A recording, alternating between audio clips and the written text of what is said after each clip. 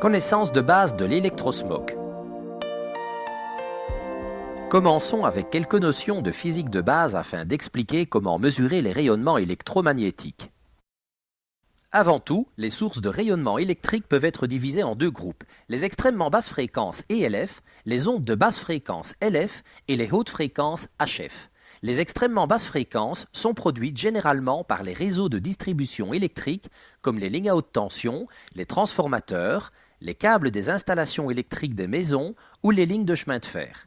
Les hautes fréquences comprennent les ondes radio, les hyperfréquences, les téléphones sans fil DECT, les réseaux sans fil LAN et Wi-Fi, les radars et les micro-ondes. Avec ces quelques connaissances de base, nous tenons à ajouter un petit détail. Chaque champ électrique alternatif entraîne des champs magnétiques dans lesquels le champ électrique se propage perpendiculairement à 90 degrés du champ magnétique.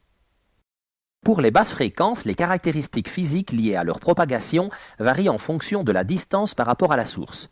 Cela implique des mesures séparées de chaque type de champ, ce qui signifie que le champ magnétique et le champ électrique doivent être mesurés individuellement en utilisant un seul instrument de mesure des basses fréquences qui les évalue tous les deux séparément.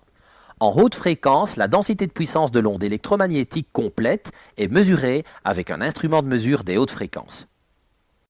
En prenant cela en considération, la ligne de production des appareils de la firme GHz Solutions comprend des appareils de mesure des basses fréquences et des hautes fréquences.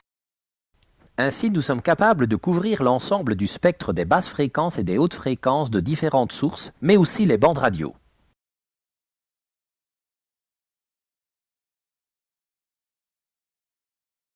Les valeurs affichées par les instruments de GHz Solutions sont toujours données dans une unité qui permettra une comparaison possible avec des normes recommandées en biologie de l'habitat.